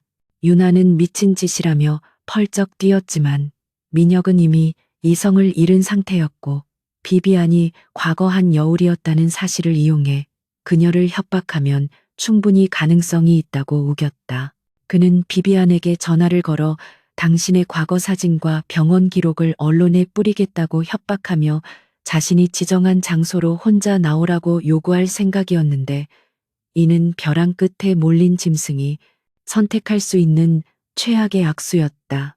유나는 공포에 질려 있었지만 당장 감옥에 가는 것보다는 낫다는 생각에 떨리는 고개를 끄덕이며 민혁의 무모한 범죄 계획에 동참하기로 결정했다. 비비아나는 펜트하우스의 서재에 앉아 도청 장치를 통해 들려오는 두 사람의 대화를 실시간으로 듣고 있었는데, 그녀의 입가에는 서늘한 미소가 걸려 있었다. 그녀는 강민혁이 극한 상황에 몰리면 어떤 선택을 할지 이미 꿰뚫고 있었기에 미리 그들의 휴대폰과 차량의 도청기와 위치 추적기를 설치해 두었던 것이었다. 비비안은 민혁의 전화를 기다리지 않고 먼저 그에게 문자를 보내 그들이 숨어 있는 모텔 근처의 폐공장으로 나오라고 역제안을 했는데, 이는 사냥감을 자신이 가장 유리한 사냥터로 유인하기 위함이었다. 그녀는 민혁이 덫인 줄 알면서도 지푸라기라도 잡는 심정으로 나올 수밖에 없을 것임을 확신했고 경호 팀장에게 눈짓을 보내 작전 개시를 알렸다. 비비안은 검은색 가죽 재킷과 활동하기 편한 바지를 입고 머리를 단단히 묶은 채 직접 차를 몰고 약속 장소로 향했는데 그녀의 심장은 두려움보다는 곧 끝날 복수극에 대한 기대감으로 두근거렸다. 차창 밖으로 지나가는 도시의 풍경은 평화로워 보였지만 그녀가 향하는 곳은 탐욕과 증오가 뒤엉킨 지옥의 입구였고 그녀는 그 지옥불을 자신의 손으로 꺼트리러 가는 심판자였다. 폐공장에 도착하자 을씨년스러운 바람이 불어와 먼지를 일으켰고 녹슨 철문이 끼익 소리를 내며 흔들리고 있었는데 그곳은 강민혁이 야심차게 추진하다가 부도가 나서 방치된 바로 그 공장 부지였다. 비비안은 차에서 내려 주변을 둘러보며 이곳이 강민혁의 무덤이 되기에 더할 나위 없이 완벽한 장소라고 생각했다. 잠시 후 낡은 승합차 한 대가 거칠게 공장 마당으로 들어와 멈춰섰고 차문이 열리며 강민혁과 최유나가 내렸는데 그들의 손에는 쇠파이프와 흉기가 들려 있었다.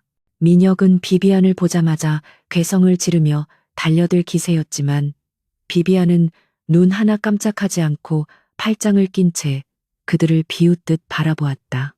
민혁은 비비안의 당당한 태도에 순간 주춤했지만 곧이어 돈을 내놓지 않으면 죽여버리겠다고 협박하며 흉기를 휘둘렀고 유나는 뒤에서 겁에 질린 표정으로 망을 보고 있었다. 비비안은 한심하다는 듯 혀를 차며 네가 할 수 있는 게 고작 폭력과 협박뿐이냐며 민혁의 자존심을 긁었고 그 말은 불난 집에 기름을 붓는 격이 되었다. 이성을 잃은 민혁이 쇠파이프를 높이 쳐들고 비비안을 향해 돌진했지만 비비안은 가볍게 몸을 틀어 공격을 피한 뒤 그의 정강이를 걷어찼. 둔탁한 타격음과 함께 민혁이 비명을 지르며 고꾸라졌지만 비비안은 공격을 멈추지 않고 쓰러진 민혁의 손목을 밟아 흉기를 놓치게 만들었다. 3년 전에 뚱뚱하고 무력했던 한여울은 이제 없었고 그녀는 수많은 실전 훈련을 통해 단련된 인간 병기였기에 굶주리고 지친 강민혁 따위는 상대가 되지 않았다. 민혁은 바닥을 기며 믿을 수 없다는 표정으로 비비안을 올려다보았지만 그녀의 눈동자에는 자비심이라고는 찾아볼 수 없었다. 숨어서 지켜보던 최유나가 비명을 지르며 달려들어 비비안의 머리채를 잡으려 했지만 비비안은 반사적으로 유나의 팔을 낚아채어 엎어치기로 바닥에 내리꽂았다. 유나는 숨이 턱 막히는 고통에 몸부림치며 흙바닥을 뒹굴었고 순식간에 두 남녀는 비비안의 발 아래 처참하게 제압당하고 말았다. 비비안은 옷에 묻은 먼지를 털어내며 차가운 목소리로 너희들이 저지른 죄의 무게에 비하면 이 정도 고통은 아무것도 아니라고 일갈했다. 그녀는 바닥에 쓰러진 두 사람을 번갈아 보며 과거 자신에게 주었던 모멸감과 상처를 떠올렸고 이제 그 모든 것을 돌려줄 시간이 되었음을 선언했다. 그때 공장 주변에 숨어있던 비비안의 경호팀과 경찰 특공대가 사이렌을 울리며 들이닥쳤고 강민혁과 최유나는 도간에 든 쥐신새가 되어 포위되었다. 비비안은 이미 경찰에게 납치, 미수 및 특수 폭행 혐의로 신고를 마친 상태였고 모든 상황은 그녀의 시나리오대로 완벽하게 흘러가고 있었다. 경찰들이 총구를 겨누며 투항하라고 소리치자 민혁은 절망적인 표정으로 하늘을 올려다보며 허탈한 웃음을 터뜨렸는데 그것은 모든 것이 끝났음을 인정하는 패배자의 웃음이었다. 경찰들이 다가와 민혁과 유나의 손목에 차가운 수갑을 채우는 소리가 공장의 정막을 깨고 날카롭게 울려 퍼졌다. 연행되어 가는 강민혁은 마지막으로 비비안을 돌아보며 왜 자신을 죽이지 않았냐고 물었지만 비비안은 싸늘한 표정으로 죽음은 너무 쉬운 도피처라고 대답했다. 그녀는 네가 감옥에서 썩어가며 평생 동안 자신이 잃어버린 것들을 후회하고 고통스러워하는 것이 진정한 복수라고 덧붙였다. 민혁은 그 말을 듣고 고개를 떨구며 순순히 경찰차에 올라탔고 유나는 끝까지 발버둥치며 살려달라고 애원했지만 누구도 그녀의 말에 귀를 기울이지 않았다. 경찰차의 붉은 경광등이 멀어지는 것을 지켜보며 비비안은 긴장이 풀린 듯 깊은 숨을 내쉬었고 비로소 3년간 그녀를 옥죄어왔던 복수의 사슬에서 해방되는 것을 느꼈다. 다음 날 아침 대한민국의 모든 뉴스는 JNK 홀딩스 강민혁 대표와 내연녀 최유나의 긴급 체포 소식으로 도배되었고 그들의 혐의는 횡령, 배임, 납치 미수, 청부 폭력 교사 등 이루 헤아릴 수 없을 만큼 많았다. 방송 화면에는 수갑을 차고 포승줄에 묶인 채 고개를 숙이고 있는 두 사람의 초라한 모습이 반복해서 송출되었고 시민들은 그들의 파렴치한 행각에 분노하며 엄벌을 촉구했다. JNK 홀딩스는 주식 거래가 정지되었고 채권단에 의해 파산 절차가 시작되었으며 강민혁이 쌓아 올린 모래성은 파도에 휩쓸려 흔적도 없이 사라져 버렸다. 사람들은 한때 잘 나가던 재벌의 몰락을 가십거리로 삼아 씹어댔고 강민혁이라는 이름은 탐욕과 어리석음의 대명사가 되어버렸다. 비비아나는 헬리오스 본사 회의실에서 대형 스크린을 통해 뉴스를 지켜보며 씁쓸한 커피를 마시고 있었는데 그녀의 곁에는 태산그룹의 임원들이 앉아 JNK 홀딩스의 알짜 자산을 인수하기 위한 논의를 하고 있었다. 그녀는 감정 없는 목소리로 인수 조건을 검토하고 지시를 내렸는데 이제 그녀에게 강민혁은 복수의 대상이 아니라 처리해야 할 부실 채권에 불과했다. 회의가 끝나고 임원들이 모두 나간 뒤 텅 빈 회의실에 홀로 남은 비비안은 창밖을 바라보며 과거의 자신에게 작별 인사를 건넸다. 뚱뚱하고 사랑받고 싶어 안달했던 한 여울은 죽었고 이제 세상에는 강력하고 독립적인 비비안 한만이 존재한다는 사실을 스스로에게 각인시켰다.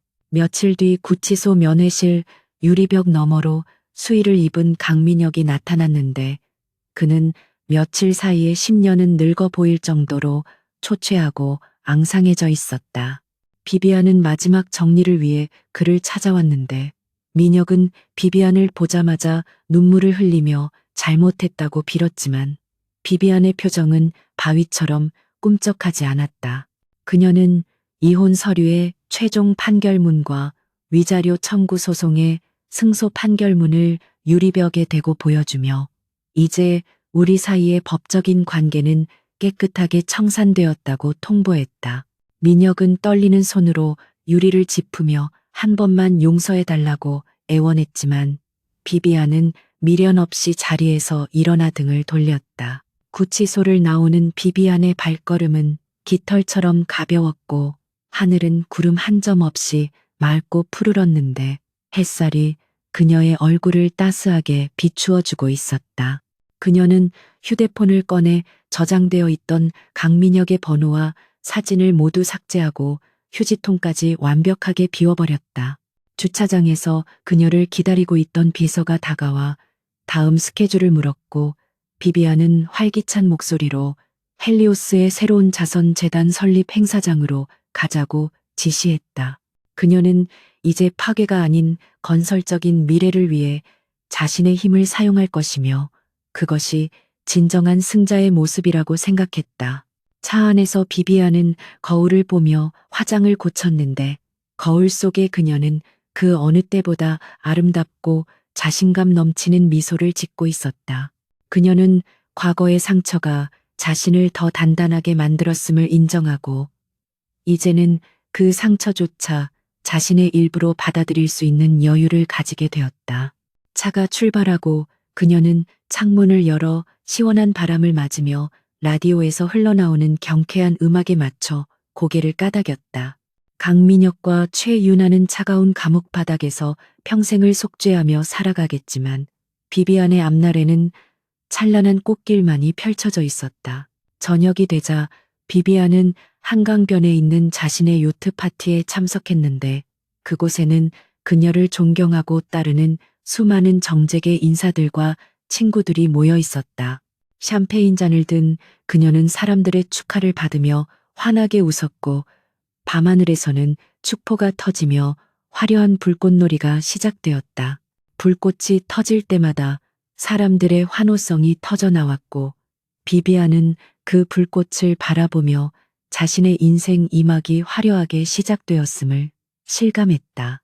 그녀는 더 이상 누군가의 아내도 누군가의 그림자도 아닌 온전한 자기 자신으로서 세상의 중심에 서 있었다. 파티의 열기가 무르익을 무렵 비비안은 난간에 기대어 강물을 바라보았는데 문득 3년 전 비 오는 날밤 집을 나오던 자신의 모습이 떠올랐다.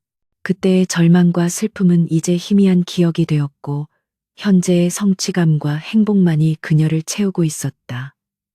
그녀는 빈잔에 샴페인을 다시 채우며 혼잣말로 중얼거렸다. 고마워, 강민혁. 내 덕분에 나는 다시 태어날 수 있었어.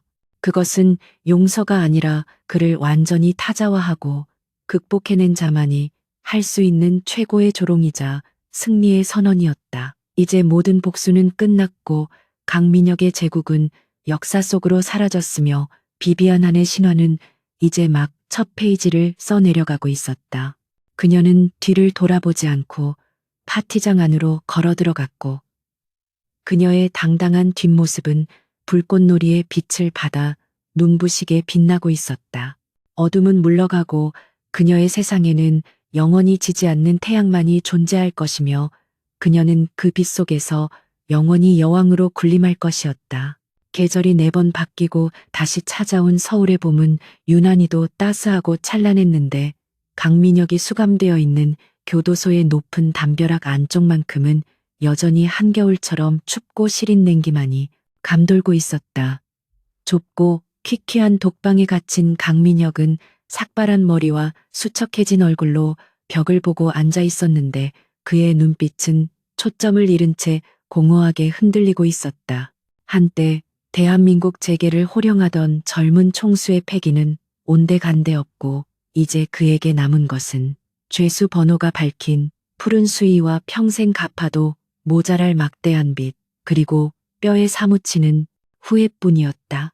그는 하루 종일 좁은 방 안을 서성이다가 배식구를 통해 들어오는 차가운 밥을 먹으며 연명하고 있었는데 그 밥알을 씹을 때마다 자신이 버렸던 아내 한여울이 정성스럽게 차려주던 따뜻한 집밥이 떠올라 목이 메었. 그는 자신이 가진 행복이 얼마나 크고 소중한 것인지 그것을 잃어버리고 난 뒤에야 비로소 깨닫게 되었지만 되돌릴 수 있는 방법은 이 세상 어디에도 존재하지 않았다. 교도소 휴게실 TV에서는 연일 헬리오스 그룹의 아시아 지부장 비비안한의 성공 신화가 대서특필되고 있었는데 죄수들은 그녀의 아름다운 외모와 탁월한 경영 능력에 감탄하며 넋을 잃고 화면을 바라보았다. 강민혁은 그 화면 속에 비친 전처의 모습을 똑바로 쳐다보지 못하고 고개를 돌려야 했는데 화면 속의 그녀는 자신이 알던 과거의 모습과는 비교조차 할 수 없을 만큼 눈부시게 빛나고 있었기 때문이었다. 그녀는 단순히 돈만 많은 사업가가 아니라 사회적 약자를 돕는 재단을 설립하고 여성들의 권익 신장을 위해 앞장서는 존경받는 리더가 되어 있었다. 민혁은 구석에 쭈그리고 앉아 자신의 어리석음이 만들어낸 괴물 같은 현실을 부정하고 싶었지만 귓가에 들려오는 뉴스 앵커의 목소리는 그가 철저한 패배자임을 잔인하게 확인시켜주고 있었다. 같은 시각 서울 강남의 테헤란로가 한눈에 내려다 보이는 헬리오스 코리아의 펜트하우스 오피스에서 비비안한은 창가에 서서 도심의 풍경을 감상하고 있었다. 그녀의 책상 위에는 수많은 결제 서류와 초대장이 쌓여 있었지만 그녀의 표정은 여유롭고 평온해 보였으며 이제는 일의 노예가 아니라 이를 지배하는 진정한 오너의 품격이 느껴졌다. 그녀는 지난 1년 동안 숨가쁘게 달려오며 태산그룹과의 합작 프로젝트를 성공적으로 론칭시켰고 국내 스타트업 생태계를 활성화시키는데 결정적인 역할을 수행했다. 그녀의 이름은 이제 성공의 대명사이자 모든 여성들의 롤모델이 되었으며 과거의 아픈 기억은 그녀를 더욱 단단하고 빛나게 만드는 훈장이 되어 주었다.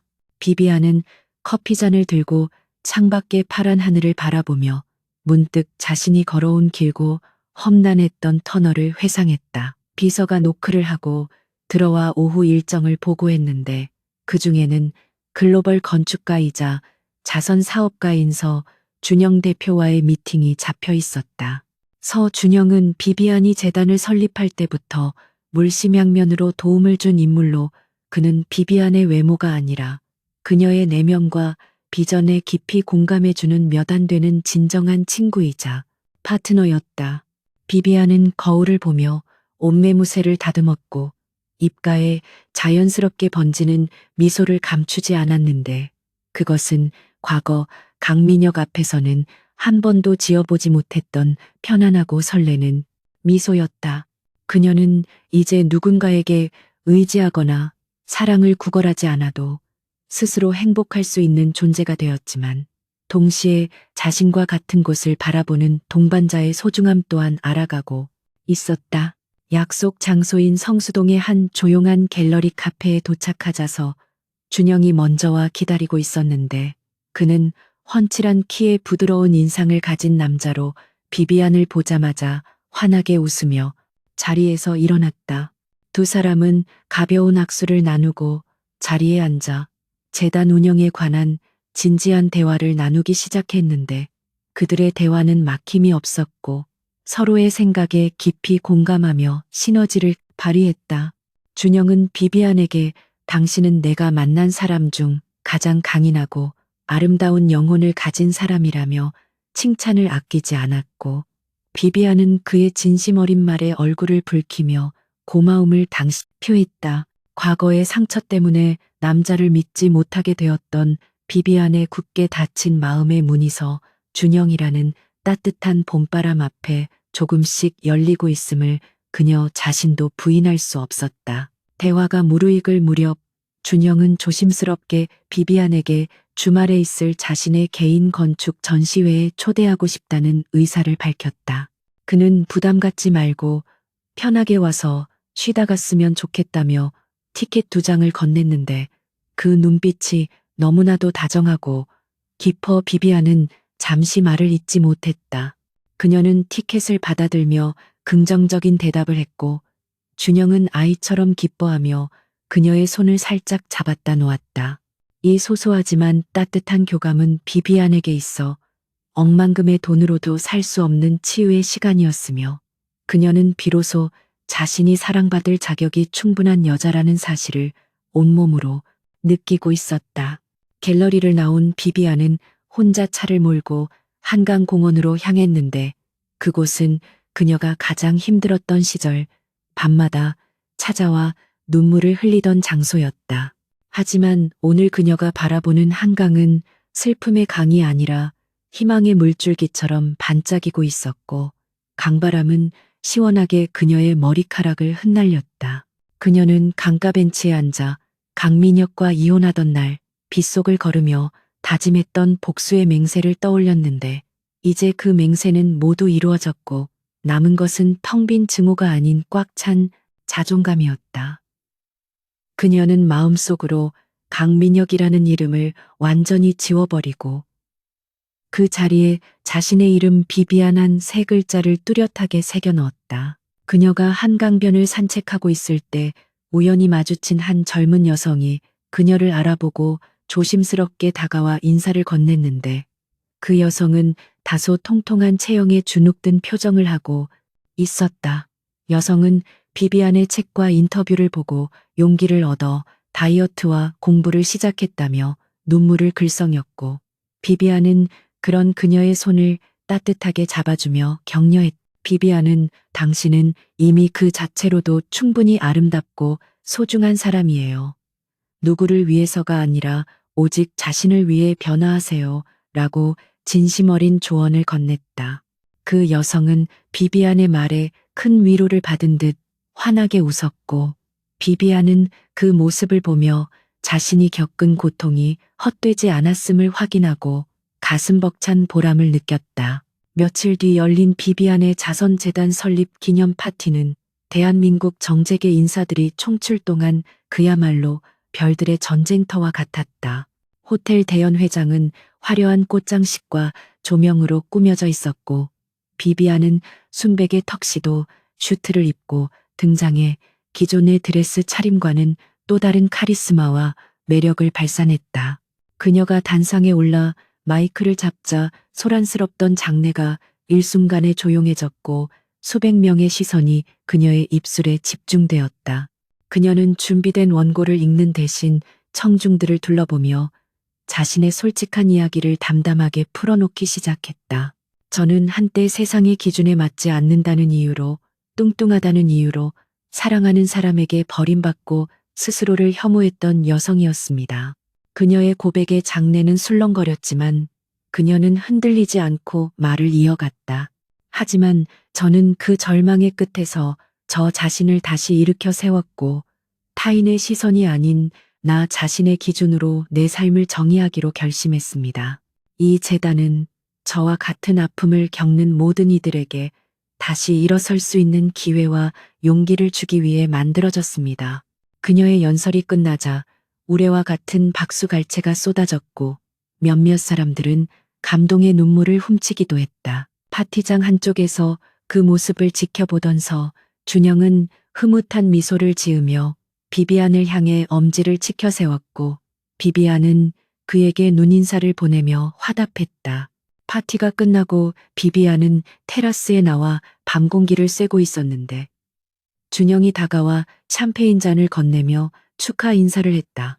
두 사람은 나란히 서서 서울의 야경을 바라보았고, 준영은 조심스럽게 비비안의 어깨에 자신의 재킷을 벗어 덮어주었다. 비비안은 거절하지 않고 그 온기를 받아들이며 그에게 살며시 몸을 기대었고, 두 사람 사이에는 말하지 않아도 통하는 따뜻한 기류가 흘렀다. 준영은 비비안에게 앞으로의 계획을 물었고, 비비안은 하늘의 별을 가리키며 대답했다. 저 별들처럼 제자리에서 묵묵히 빛나고 싶어요. 누군가의 빛을 반사하는 달이 아니라 스스로 타오르는 태양처럼요. 준영은 그 말이 참 멋지다며 자신도 당신의 곁에서 그 빛을 지켜주는 우주가 되고 싶다고 은유적으로 고백했다. 비비안은 그를 바라보며 옅은 미소를 지었고, 그 미소는 긍정의 대답이자 새로운 사랑의 시작을 알리는 신호였다. 그날 밤 비비안은 집으로 돌아와 침대에 누워 지난 3년여간의 파란만장했던 시간을 되돌아보았다. 뚱뚱하고 무시받던 아내에서 복수의 화신으로, 그리고 이제는 세상을 이끄는 리더로 거듭난 그녀의 인생은 한편의 드라마와도 같았다. 그녀는 더 이상 과거의 악몽에 시달리지 않았고, 내일 아침 눈을 뜨면 펼쳐질 새로운 도전들이 기대되어 가슴이 설렜다. 그녀는 머리맡에 놓인 다이어리에 오늘의 날짜와 함께 짧은 문장을 적어 넣었다. 나는 나로서 완벽하다. 다음 날 아침 비비안은 평소보다 일찍 일어나 운동을 하고 건강한 아침 식사를 마친 뒤 활기찬 발걸음으로 집을 나섰다. 그녀의 차는 헬리오스 본사로 향하지 않고 잠시 교도소 근처를 지나갔는데, 그녀는 차창 밖으로 보이는 높은 담벼락을 잠시 응시하다가 미련 없이 엑셀러레이터를 밟았다. 이제 강민혁은 그녀의 인생에서 스쳐 지나간 먼지 같은 존재일 뿐이었고, 그녀는 그 먼지를 털어내고 더 넓은 세상으로 나아가는 중이었다. 라디오에서는 희망찬 음악이 흘러나오고 있었고, 그녀는 리듬에 맞춰 흥얼거리며 선글라스를 꼈다. 비비안이 회사 로비에 들어서자 직원들이 밝은 미소로 아침 인사를 건넸고, 그녀는 그들에게 일일이 눈을 맞추며 화답했다. 그녀는 엘리베이터를 타고 자신의 집무실로 올라가 통유리창 앞에 섰는데 아침 햇살이 쏟아져 들어와 그녀의 전신을 황금빛으로 감싸 안았다. 그녀는 두 팔을 벌려 그 빛을 온몸으로 받아들이며 깊은 숨을 들이마셨고 가슴속 깊은 곳에서부터 벅차오르는 자유와 해방감을 느꼈다. 그녀는 이제 그 누구의 아내도 그 누구의 복수자도 아닌 오직 비비안한이라는 이름으로 우뚝 서 있었다. 그녀의 책상 위에는 준영이 보낸 꽃다발과 함께 작은 카드가 놓여 있었는데 카드에는 당신의 오늘이 어제보다 더 아름답기를 이라는 문구가 적혀 있었다. 비비안은 꽃향기를 맡으며 행복한 미소를 지었고 인터폰을 눌러 비서에게 오늘 회의 자료를 준비하라고 지시했다. 그녀의 목소리에는 힘이 넘쳤고 눈동자는 총기로 반짝였으며 그녀의 하루는 이제 막 시작되고 있었다. 그녀는 서류철을 집어들고 회의실로 향하며 복도를 걸었는데 그녀의 구두굽 소리는 경쾌하고 당당하게 울려 퍼지며 성공을 향한 행진곡처럼 들렸다.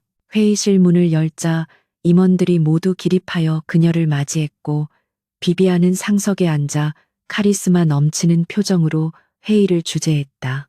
그녀는 글로벌 시장 진출을 위한 새로운 전략을 제시하며 열정적으로 프레젠테이션을 했고 임원들은 그녀의 비전에 감탄하며 열렬한 지지를 보냈다. 회의가 끝나고 모든 사람들이 나간 뒤 비비안은 잠시 의자에 기대어 천장을 바라보았다.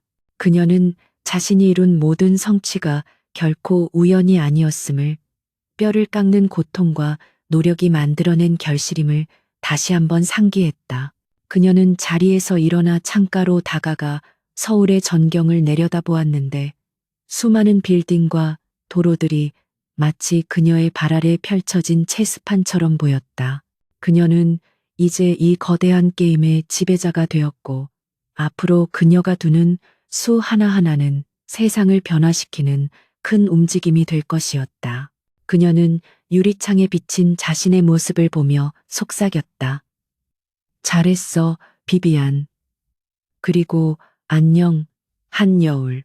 그것은 과거의 자신에게 보내는 마지막 작별 인사였고 동시에 미래의 자신에게 보내는 찬사였다. 점심시간이 되자서 준영이 회사 앞으로 찾아왔고 두 사람은 근처 공원을 산책하며 소박한 데이트를 즐겼다. 준영은 비비안의 손을 잡고 걷는 것을 부끄러워하지 않았고 비비안 또한 타인의 시선을 의식하지 않고 그 순간의 행복을 만끽했다. 두 사람의 그림자가 하나로 겹쳐지며 길게 늘어졌고 그 모습은 마치 서로를 지탱해주는 든든한 나무 두 그루처럼 보였다. 비비안은 준영의 손을 꽉 잡으며 이 따뜻한 온기를 영원히 놓지 않겠다고 다짐했다. 소설의 마지막 장면은 비비안이 해외 출장을 위해 공항으로 향하는 모습이었다. 그녀는 트렌치코트 자락을 휘날리며 출국장을 향해 걸어갔고 수많은 취재진이 그녀를 둘러싸고 플래시를 터뜨렸다. 기자가 비비안 씨, 당신의 성공 비결은 무엇입니까? 라고 묻자 그녀는 걸음을 멈추고 선글라스를 살짝 내리며 카메라를 향해 윙크를 보냈다. 자신을 믿는 것, 그리고 결코 포기하지 않는 것입니다. 최고의 복수는 보란 듯이 행복해지는 거니까요. 그녀의 당당한 답변은 현장에 있던 모든 사람들을 매료시켰고 그녀는 다시 뒤돌아보지 않고 출국 게이트를 통과했다. 비행기가 이륙하고 구름 위로 솟아오르자 비비안은 창밖에 끝없는 하늘을 바라보며 와인잔을 들어 올렸다. 태양은 눈부시게 빛나고 있었고 그녀의 앞날에는 그 어떤 어둠도 존재하지 않을 것이었다. 그녀는 미소를 머금은 채 눈을 감았고 비행기는 그녀를 태우고 더 높고 더 넓은 세상으로 비상했다. 뚱뚱하다고 무시받던 아내는 죽었다. 그리고 그 자리에는 세상을 호령하는 여신이 되어 영원히 지지 않는 태양처럼 빛나고 있었다.